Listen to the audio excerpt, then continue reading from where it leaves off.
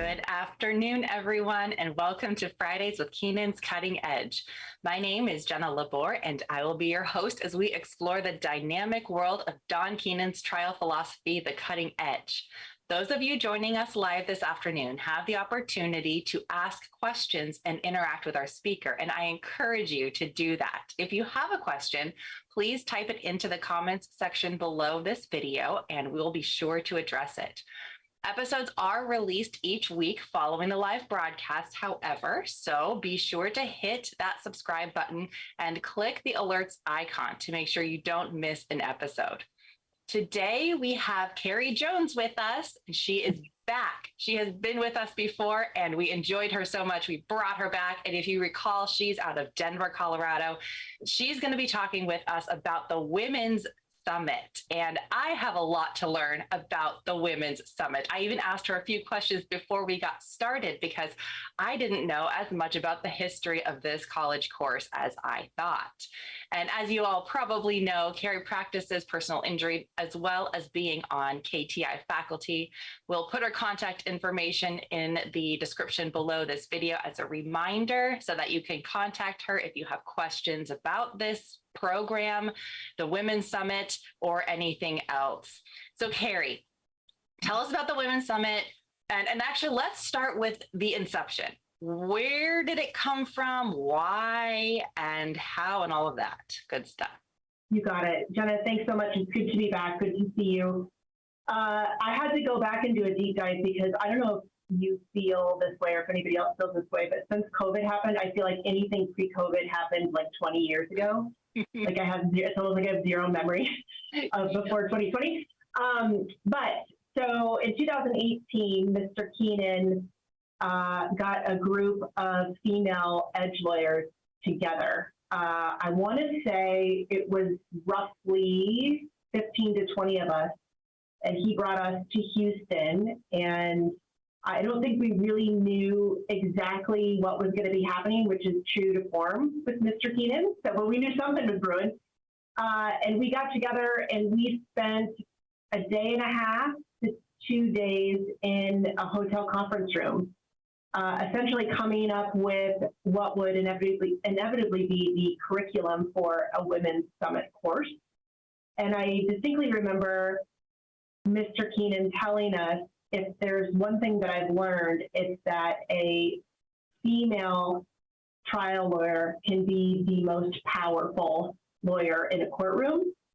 And he wanted to harness or tap that energy and develop a course to help other female edge lawyers recognize the power that they already had. And so I remember being in a conference room with a group of women that I was just in awe of. I mean, we have Laura Joyce, Marjorie Huff, Alexa, just to name a few. And I hate not naming everybody, but I was in awe of the talent that I was surrounded by. But we just came up with a course that we knew was going to be a work in progress because we too wanted to learn from other women that would come to the course. So we knew there was something powerful. We just wanted to develop a course that would help educate other women, but also educate ourselves on, essentially the power that we all have.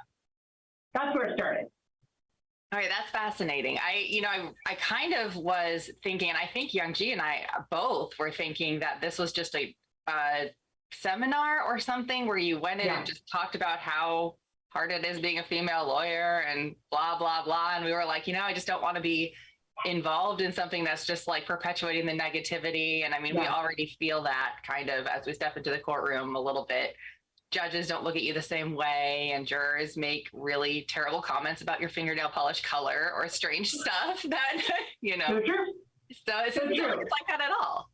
Yeah, no. So we wanted it to be the opposite. Well, we didn't want it to be with a session, like a complaining session for a group of women. We wanted it to actually be a course, and the course, we taught the course for 2 years up until COVID, and had quite great attendance for the course. So we did actually hold the course for those 2 years, and just sort of where it stands right now, and we can certainly come back to this, but the idea was in COVID, so So Laura Joyce is the dean, and Sherry Biscolo and I were the co-deans. And we wanted to, after teaching the course for 2 years, we wanted to conduct some more focus groups. And so I'm sure you're going to be shocked to hear that part of the Women's Summit course was showing some focus groups that Mr. Keenan had done that I think prompted the course, because they're pretty fascinating. So having taught the course for 2 years, we knew that there were more focus groups that we wanted to do to show the attendees. And so it's kind of been stagnant for the last couple of years. The goal is that we're going to regroup. I know I just talked with Laura about the course, and our plan is to regroup at the beginning of 2023 and hope to get it on the calendar again.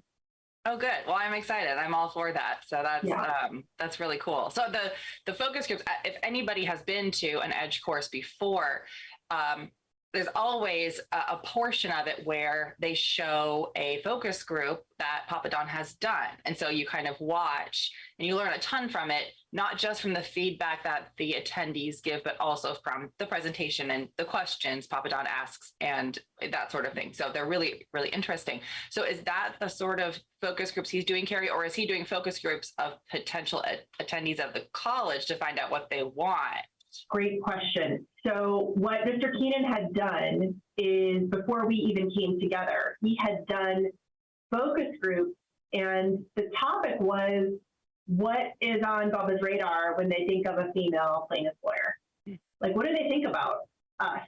And I know that the women that are listening are going to be super shocked to hear this, and I'm kidding, but we're held to a different standard. What? What? We have to work hard. We have to work harder? I know, we're all shocked, but that's really what was on Bubba's forefront was, gosh, we hold them to an almost unattainable standard. And so here's the shift in my mindset that was like an aha moment. It is not about what I thought I needed to be, although you always have to be authentic. But what we all know from focus groups is not what we think, it's what Bubba thinks.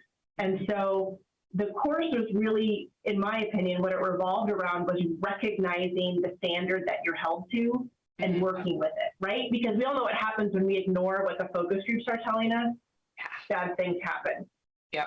And so there is a series of focus groups that are so fascinating, whether it's about a female trial lawyer's attitude, which was like mind-blowing. That's a big one. That's a big one. Right? What they thought, like the word shrill. Oh. That's the topic of, yeah, it's fascinating. Our dress, no surprise. The expectations, all types of things. How we handle witnesses, what our role should be. I mean, all types of topics. So it's incredibly fascinating. So of course, a huge part of the course is watching the focus groups and just kind of hoping we can open attendees' eyes that, look, you may have your own view about how you should present, but you better darn well listen to what Bubba thinks at the same time. Yeah, that's super helpful. I'm just thinking back to a couple of focus groups I've done recently, just not on this topic, but just presenting things, and the comments that I've gotten from focus groups and from jurors about, well, you were too passionate in this area and you should have been more passionate over there. And I'm like, well, and I don't hear, and I one thing about me personally, I really don't like to say, oh, I have it harder because I happen to be born a woman. I don't like it. There are realities, however, that, just because of society and norms, and these are totally things that people oftentimes don't even think about. There are certain realities that even folks like me who I don't even want to think about things like that, have to acknowledge. And that's one of them is how, somehow, even though I think we have more women in the profession of law than men, or at least more women are going to law school. I know there's that statistic out there, but even though that's the case, there is still a certain image of a lawyer in people's minds from, even though, there's The Good Wife and all these other powerful women lawyers out there on TV, for whatever reason, there's this image people have, and that we have to uncover that, because it affects our clients, because it affects the way that focus group or that jury sees you, feels about you, thinks about you, and they cannot separate it. They cannot. 100%. And you're spot on. And I want to be clear too. I mean, you bring up a really good point. It is, I am with you because I hate this idea that my chant or my rant is not, I have it so much harder for me. My rant and my chant is, I have a power that you then don't. And that's the whole point of this course. And that's what Mr. Keenan was trying to bring to the forefront here is like, my God, when you tap this as a female lawyer, that's not even something Mr. Keenan can do. Mm-hmm. And so we have the ability to present a story to a jury in a way as women that I think men can't. And it's not about better, right? Because men can do things too in a way that we can't. But it's about just tapping the resource that we already have as women. And I think a huge part of that is just being a teacher, a storyteller, recognizing the perceptions, though we may not like them, but recognizing what the perceptions are and fitting into the mindset of the juror so that they receive what we're telling them. And I want to tell you something too that's happened since we came up with the curriculum for the Women's Summit. And this is a big part of why we wanted to do more focus groups. I tried a case in April, and it was against a female insurance defense lawyer. And I will tell you, she's probably one of the most obstructive defense lawyers that I've ever had in trial. And here was my opinion. I thought the jury was going to absolutely despise her. I was wrong. And in the feedback that we got from the jury, do you see this too? Yeah. And we're like, what did you think about her behavior? And their comment was overwhelmingly was, well, she's doing her job. 100%. I'm so glad to hear you say that because in my last trial in April as well, they were like, you looked like you didn't know what you were doing because you didn't object. And I'm like, we've been taught not to object and like let the evidence come out. And so now I'm being punished for that. I didn't think of it being a gender issue at all. But again, like when you're with two women like that, 100%. Yeah. The dominant, more forceful, objecting person, at least in my experience, and it sounds like in yours, wins. Yeah. So this is why we wanted to do, Laura and Sherry and I wanted to do more focus groups because in the 2 years that we were doing the Women's Summit, what the focus groups were telling us that we were showing them were one thing, but we also had our experience from feedback and trials. And so we knew that we needed to do more focus groups to really kind of pinpoint what Bubba is saying. But that, I think that, two things too, I think that the expectation of a female defense lawyer versus a female plaintiff's lawyer can even be nuanced and different as well.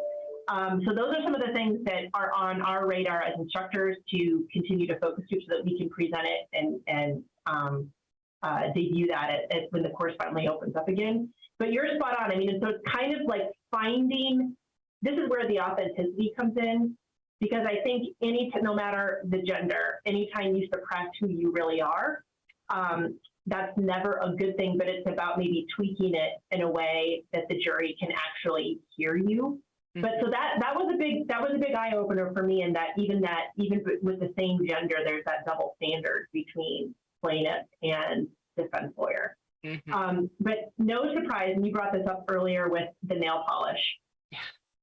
So the focus groups on the way that we should be dressing and the messages that are sent by certain things, there's this really fine line, because if we have clothes or even a bag that isn't nice enough, then perhaps we aren't very good. Yep. Yeah. Which is terrifying. And then but we can't be too provocative. Right? And that's a fine line. And what does provocative mean? Well, it could mean the nail polish that you choose to wear at the height of your heel. You know, how tight your suit is. One of the big discussions that we had when we were putting together the curriculum is there were some women, and I was so fascinated and intrigued by it, that they were like, we don't wear suits. we'll do a dress and a sweater, because that's like, I feel like I can connect the best with jurors. Now that's something that men can't, I would imagine, can't get it. They can't show up in a, I don't know, a cardigan like Mr. Rogers. Yeah. But probably we can, right? And get it, you know, it's about finding what your comfort zone is. And there was a lot of discussion about that, and whether that's almost a uniform, because would my preference be to wear like a badass suit every day, all day? Absolutely. But am I willing to tweak that so that a jury can look at me and actually hear me? 100%. Mm-hmm. But again, it's about finding your own style. Another big piece of the focus groups that we talk to the attendees of the course about is focus grouping you. Mm-hmm. How is it perceived when you give your closing argument dressed differently, or your tone is different? Or I really believe in having a trial partner that is opposite gender, depending on the case. That may be something that you want to really think about if it fits for a particular case. So if you have somebody that's the opposite gender that's your trial partner, then focus group the two of you, you know, giving an opening or closing argument. How is it perceived? Most importantly, though, I think that what is super important is focus grouping a really important direct or cross-examination, because here's where it can get interesting, because we all know that with cross-examination, there's a tendency to want to go hard, and we all know what a soft cross is. Well, I think it's really important, if it's an important witness, to focus group. If you and only you are going to be doing the cross, see how it's perceived if you go hard, and if it's ever going to be acceptable, because then you're the quote bitch, right? And maybe that's a turn off. I hate to say it, but it's something we have to consider, right? So these are all things that we talk about in the course. It's just really being mindful of it in terms of your strategy. That's interesting. And for folks who are listening, you know, I think maybe we might think of things like, you know, if somebody's commenting on how you're dressed, they want you to wear a dress instead of pants or whatever. You might be thinking, well, maybe it's a more conservative jurisdiction. But both Kari and I are in not very conservative jurisdictions politically. I'm talking politically, really. Right. And we're seeing and experiencing the same thing. So I don't want people to come away from this thinking, well, that's just because you're down in the South mm-hmm. or, you know, whatever. This is across the board where we did a focus group. Again, this was a while ago, though. This was early on when Young-Ji and I were first starting to work together, and we did a focus group on a sexual harassment case. Mm. And I'll never forget, I had a skirt that went down to my calves, and I had heels, and it was hot. It was hot summer, and I had a wide tank top. So it wasn't really a tank top. It was like a sleeveless shirt more than anything.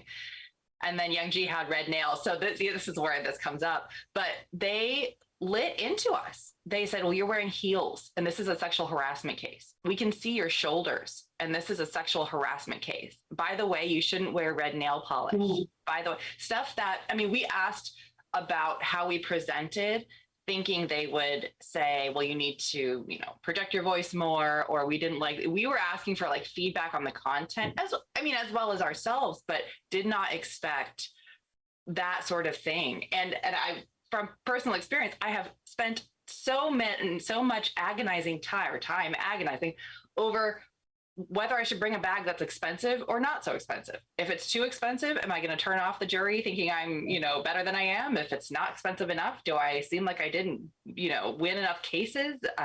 Is that a good thing? Because then they'll feel bad for me. Is it, you know, it's totally stuff that's beyond just preparing for your trial, which is already so stressful. All the things, it messes with your head. Mm-hmm. It's just, this is why we don't sleep when it comes to trial, because these are also the things that you're thinking of. And I'll tell you, this last trial that I had, you'll love this. To your point, the jury also said to us, well, we knew you took the case seriously because you really dressed up. Okay, and then this is the kicker.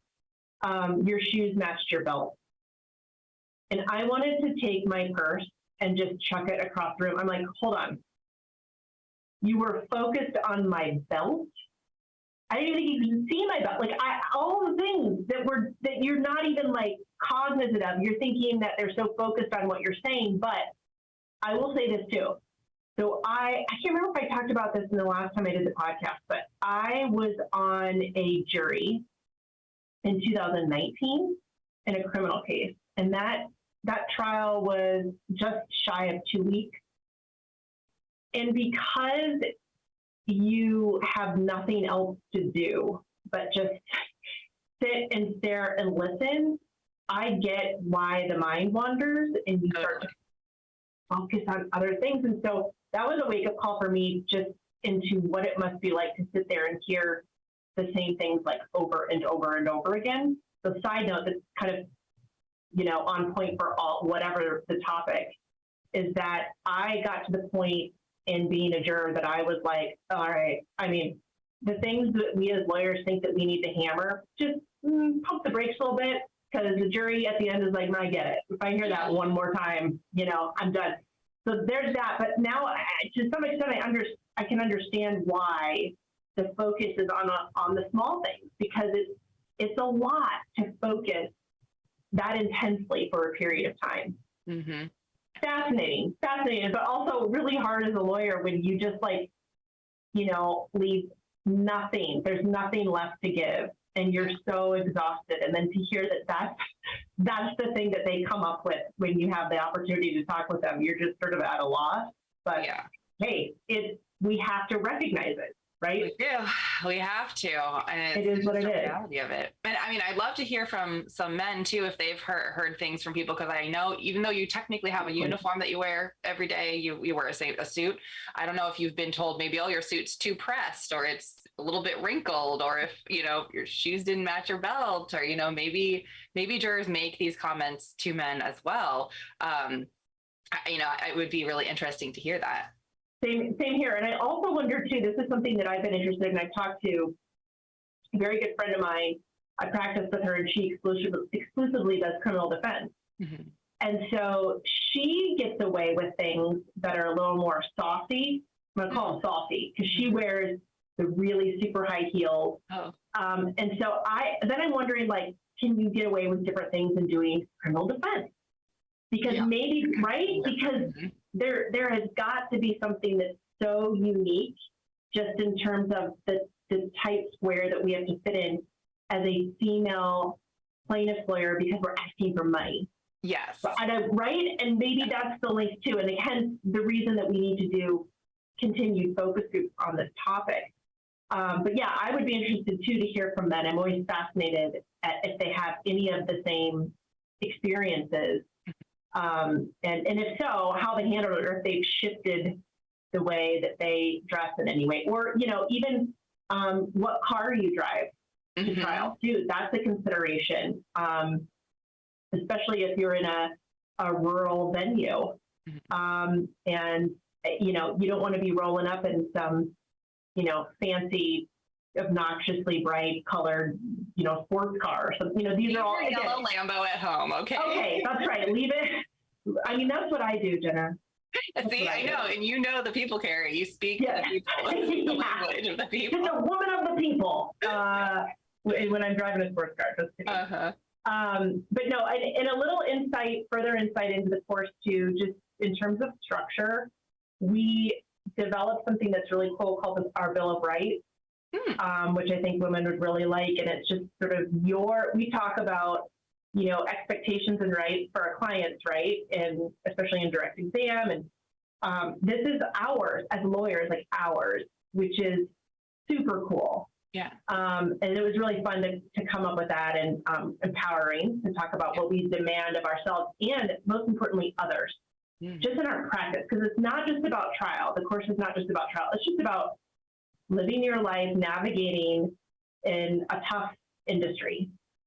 That's a good point. Do you teach about how to interact with opposing counsel or judges as a woman? Yeah.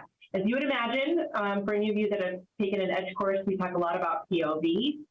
And there's a huge chunk of the course where we're talking about the point of view of opposing counsel, whether it's male or female. And really importantly, your judge. I know in my last trial, again, is a really good example. We had a female judge who was new to the bench.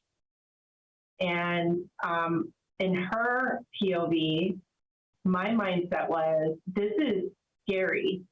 And she's having to prove herself. I think we were maybe the second trial that she'd had on the bench.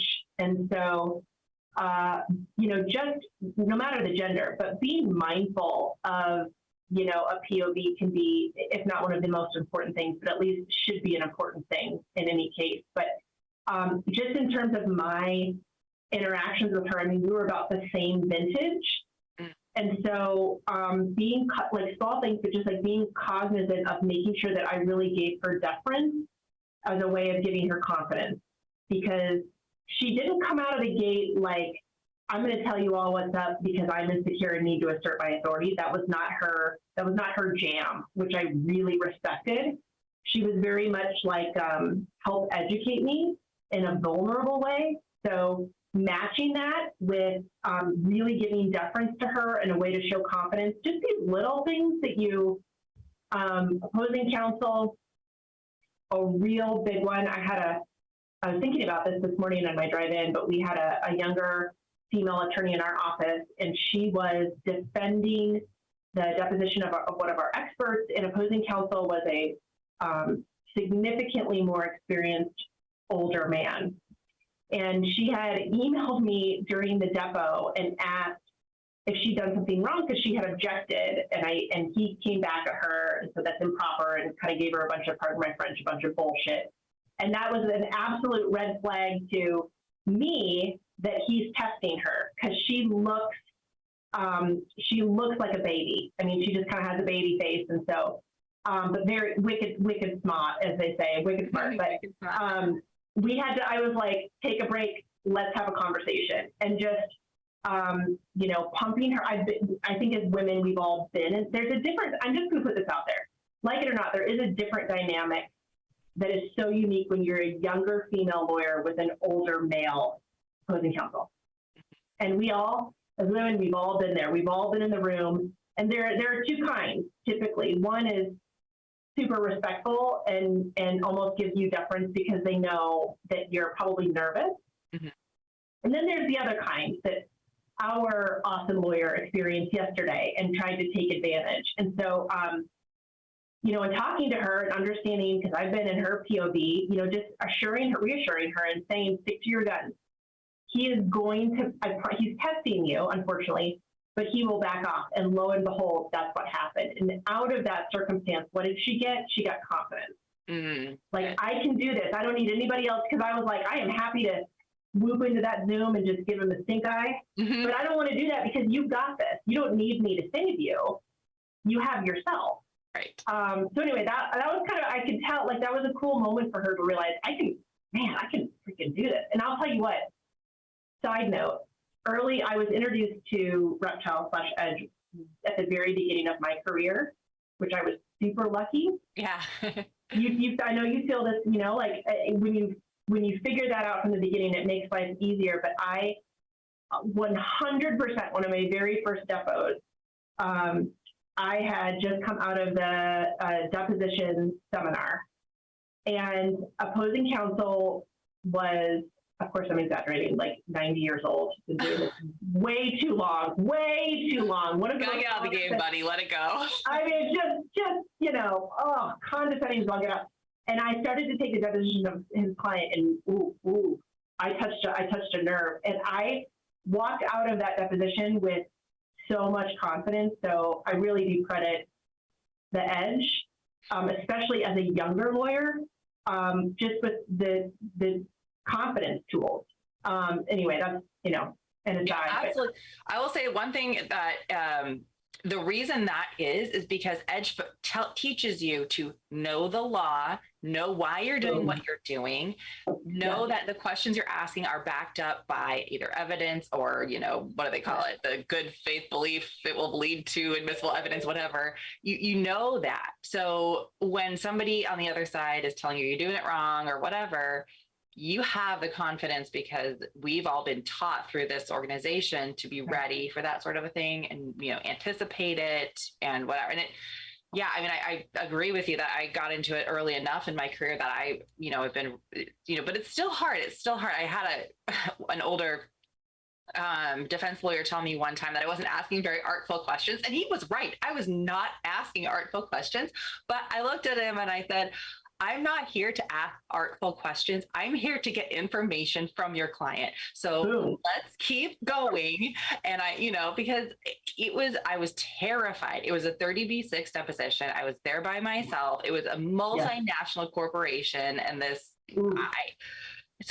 was probably 27, 28 years old, maybe. So I was like, really early in my career, and I wasn't sure if I was doing it right. But and actually, I think this was after we had gotten into the edge. So absolutely, I echo that.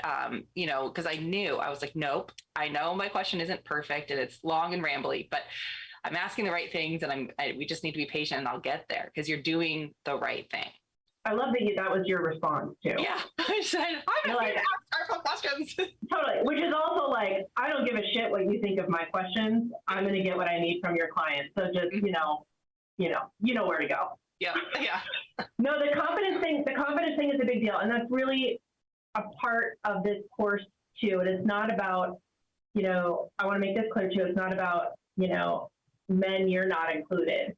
But let me tell you what is important about it. And that is, as you can imagine, there are women that are attending that want to feel like they have a safe place to talk about things just with other women. That was definitely something that came out of this course, is that we had from various vintages, right? So women that were just beginning their practice to women that had been practicing for a very long time. But it wasn't about, a bunch of stories where everybody's complaining. It's about sharing, like, there's sort of this uniformity in terms of everybody experiencing the same things, just on various levels. And there's something that's really cathartic about that too. But it's the exchanging of those stories, I think, really helps other women, because I'll tell you what, there have been times, even since teaching that course, where I remember back to stories that I've heard from other women that really, in my darkest moments where I'm feeling like I am not good enough, I listen to those, I remember those, and that's honestly and truly what helps me get through. So that there is that piece of the course, or I hope that women get from the course, that they walk away and they feel like they have a whole nother community, so to speak. Yeah, there's actually a woman, Karen Kohler, who's in trial right now in front of a judge who I was in trial in front of with Young G in July. And he's one of our better judges in King County. We have a really difficult bench in King County for plaintiffs' lawyers, but he was just difficult and mean and condescending, and he just got worse throughout the trial.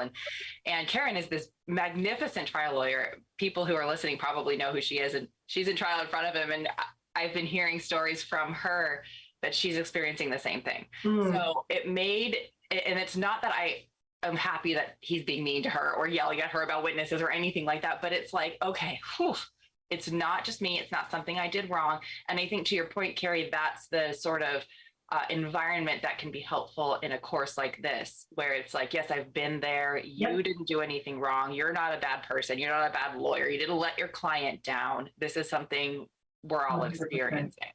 100%. And to that end, another, sort of takeaway from the focus groups that Mr. Keenan did in anticipation of this course, one huge takeaway was that a female plaintiff lawyer, the expectation is that they be better than everybody else.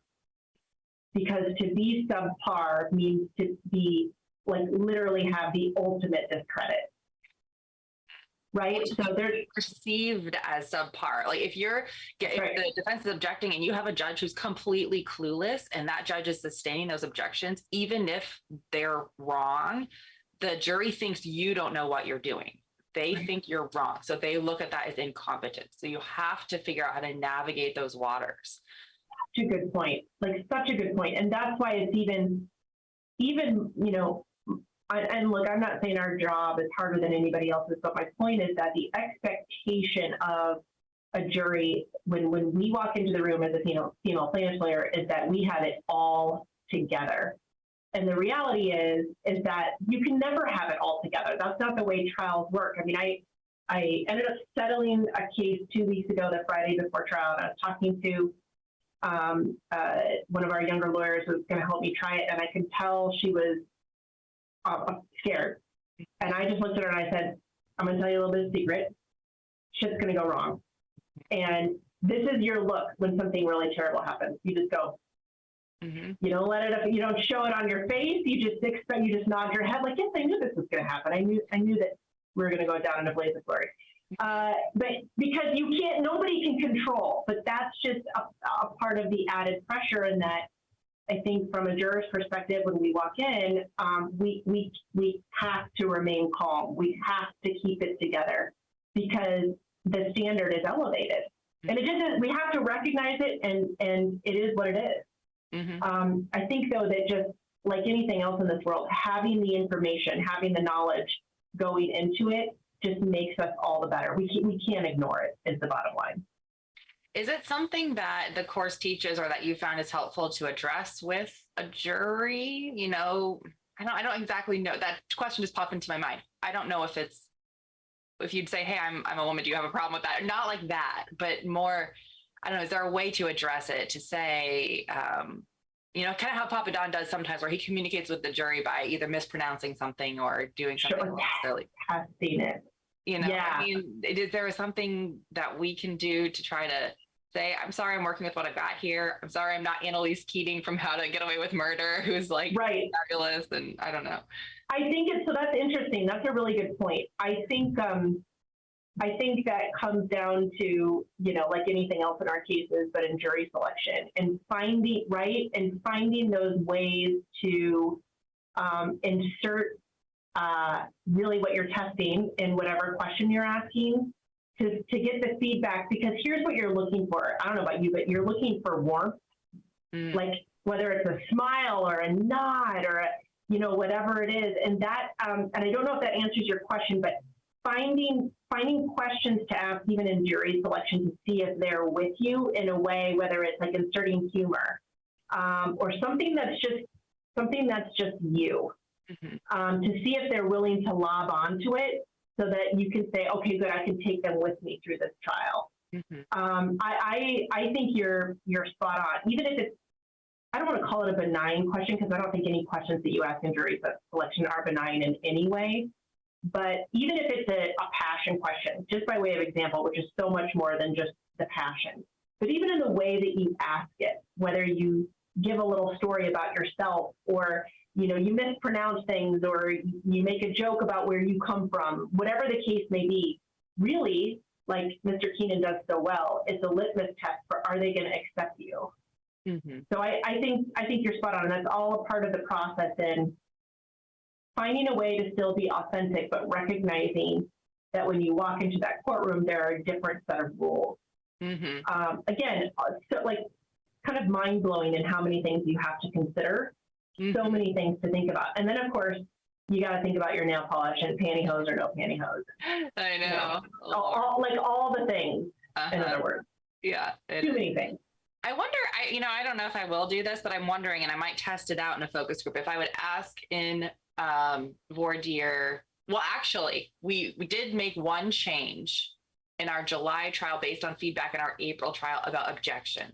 We definitely approached that with the jury and said, if a lawyer is objecting, I think it was a which way do you lean question. Do you feel like the person's just doing their job or are they obstructing? And then if the person's not, whatever. And they all said doing your job. So then we took that moving forward in that trial and just did a straight up, if they were not being obnoxious, but if they did something that wasn't, appropriate, we would object so that there was no negative. So we were able to kind of combat it that way. And I wonder if maybe saying something like, if a lawyer gets emotional during closing argument, would you take that out on the client or something? If you knew that was a thing, I don't know.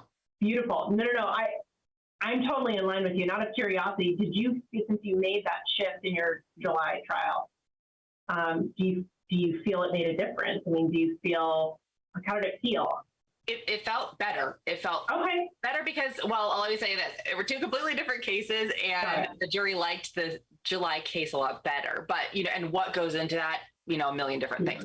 But I did feel like I wasn't thinking so much about whether or not I would be perceived as overly aggressive if I objected. So that was almost a weight off of my shoulders. So I was like, okay, they have given me permission to object when I feel like it's in the best interest of my client or my case. Therefore, I'm going to do it and not have to think, oh, if I object, did I do 7 objections yet? If that's too many or anything like that, which is something that I kind of would have struggled with before as to whether, is this something important? Do I let it go or not? So I would say it was really. Cool. And doesn't this also fall in line with what seems to be on Bubba's forefront, which is that they just expect us to be good all the time? And so that kind of falls, right? It falls in line with what their expectation is of us. And even like on one of the things that I really tried to focus on in this last trial was I tend to, I just have to I'm always doing something with my hands, even if I'm sitting there. Over here like this.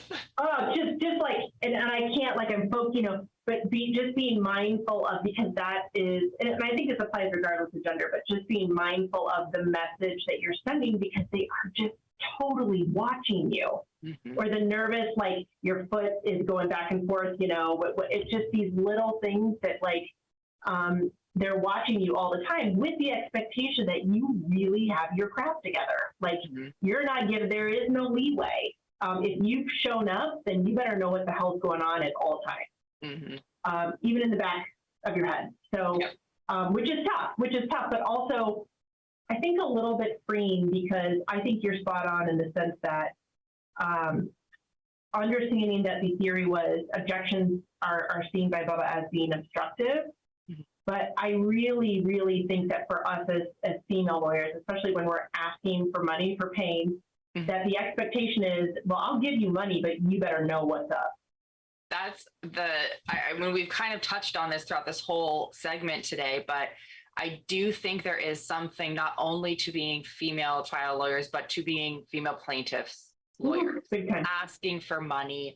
I mean, you're already, all of us plaintiffs lawyers, men, women, whatever, are all in a hole when we walk into that courtroom because of what we're doing and because of the way society views it, generally speaking, although a lot of focus groups try to tell me, oh, I don't have any negative view about that. I'm like, I don't know, that either you don't have much self-awareness or I don't know what's going on there. Right. But 100%. We do. And then on top of it all, it's an area of law that a lot of judges don't know much about. And we're expected to be perfect at it, as, at least from the female perspective.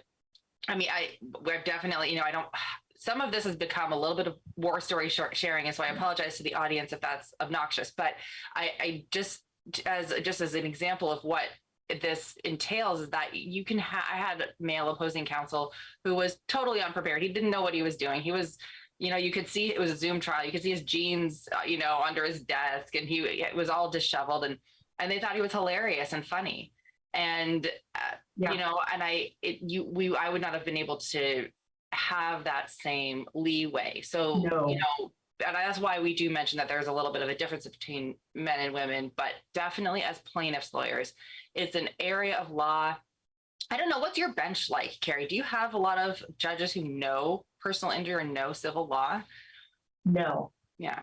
No, I would say, on the spectrum, we're complaining a lot. Most of our judges are former DAs or insurance defense lawyers. And why? Because plaintiff lawyers make good money. Yeah, you don't want to go on the bench. No thanks. Right? And it's really hard to get plaintiff lawyers to want to be on the bench. So the reality is we're left with lawyers that are either extremely biased or don't know the law. Yeah. And that's why, it's really obvious when you started to see this back in the day, this slew of these anti-reptile motions, when our response is, sorry, this is like black letter law. This is not some sort of witchcraft or Kool-Aid it's not it at all. But these judges, they don't understand foreseeability. they don't understand the law to begin with. So the defense, they're coming back and saying, well, this is just the law. They're like, oh, I don't know that. So sorry, it's not going to work. Right. And I'll tell you too that there are definitely some judges that have been dinged, we shall say, because of their such a apparent and abhorrent bias, particularly for certain plaintiffs' firms. So when we have bigger firms that have obviously a much larger volume of cases, then what you see happening is that these judges have such a hatred that they issue these orders that then impact, all the other plaintiff lawyers. And so we really, and I hate to complain about it because I know everybody, just from the bench perspective, there really is a need for judges that are just willing to understand the law, but just be unbiased and follow the law. But that has definitely been a situation here, especially in central Denver, but it's been a situation here in Colorado where you're just, and I don't know how many times I've said this, but you're just craving. I would take a judge, any judge, as long as they were willing to read and follow the law. That's all. You can be mean to me. In fact, kind of makes me the underdog, maybe the jury feels sorry for me. I can take meanness. I really can. But what I want is fair. That's kind of hard. It sounds like it's the same where you're at as well. It is. And it's very frustrating. And then on top of it, the jury doesn't see that back and forth. And, That's right. We had a judge recently who admitted she didn't know what she was doing, but of course not in front of the jury. And it was like, then you're perceived because they have either a vendetta against you, maybe because they don't like your firm or they don't like plaintiffs in general or don't understand the law. And that can, at least for me, speaking personally, that can show up in my questioning when I get back into the courtroom when the jury comes back in. I have a very hard time kind of tamping down that frustration because I know I'm in a losing battle, because no matter what I do, it's going to be against me. And then of course, we huddle and we say we'll go to appeal or whatever, but it's like, it's just, and I hate to say unfair because that sounds so juvenile, but it's not, it's not justice. We want justice, and rule against me. I've said this a million times. Rule against me if I'm wrong. I don't care. Right. But if I'm right, that's not right for you. 100%. Just go with 100%. And we talk a lot about the POV of the judge, and a lot of the discussion when we were developing the course curriculum was talking about judges that have a pretty substantial disdain even for female lawyers, and just how you get around that, maybe how you use that to empower your case in a way that it couldn't before, whatever the case may be. But again, I think it's just recognizing that you need to consider the POV of your judge for all the reasons that you just discussed, and having a discussion about that. We have a judge that my firm has had several cases in front of, and this year there's some sort of bad blood, you shall call it. And that's been a big topic of consideration, just even in terms of presentation. How is that going to come across? Do we know, is it a small enough issue that we're not going to object because of how it looks to the jury versus is it something that we have to for an appeal? All the things, but very important discussion to have, no matter what your case is. Absolutely. I have a couple of questions before we, a little bit more logistical stuff before we wrap up. So this is not, men are not allowed. Correct. That's right. Okay. That's right. Thus far. And we are, like I said, Laura and I we need to revamp the course. So I'm just going to be honest and say that may change. That's how it was in the 2 years that we offered it. But like I said, we're working on revamping it. And certainly if there's an interest by men to attend this course, then all ears. Absolutely welcome that, for sure. Folks are listening or who will listen to this recorded, if men in your life are interested, maybe just to understand more what we're dealing with, or to figure out how they can help or whatever, or maybe share some experiences that they have too, that might make it seem like we're not alone in what we're dealing with. All of those things could be helpful. So if people have thoughts on that, please put it in the comments or contact Kari, and as they're revamping the course, they can think about it.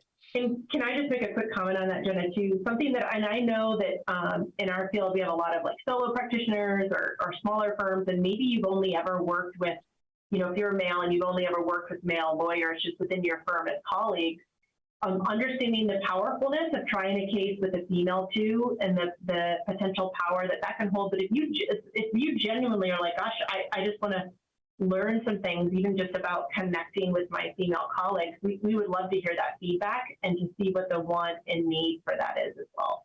Yeah, definitely. And then is this a 2-day course? It was offered as a 2-day course. That's right. We had talked, so in terms of the revamp, we have had discussions about doing more of a seminar versus a course. That is something that we had talked about. So stay tuned on that issue as well. Okay. All right. And how about homework? What do we need to have prepared for it? Just be who we are. I don't know. Yeah, I am trying.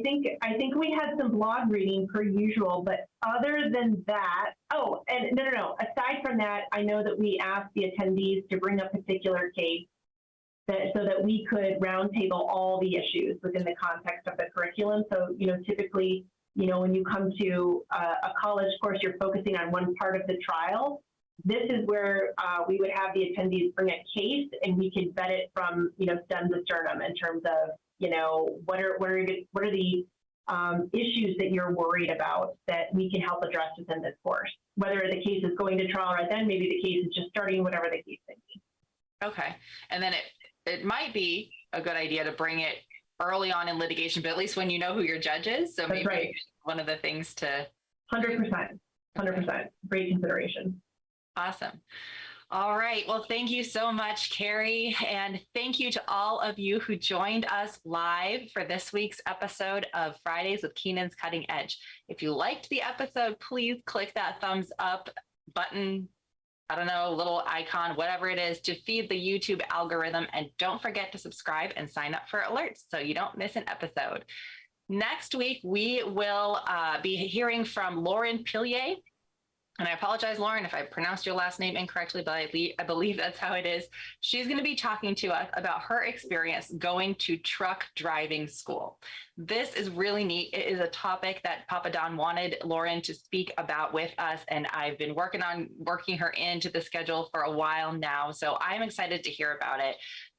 Papa Don wrote a blog article a while back about attending truck driving school, and it's been something that I toyed around with, but wasn't sure do people really do that? And here next week, we will have somebody who's done it share with us what she learned and whether she believes it's a worthwhile thing to do to help out your trucking cases. So I look forward to learning from Lauren next week with all of you. Have a wonderful weekend, and I'll see you next time.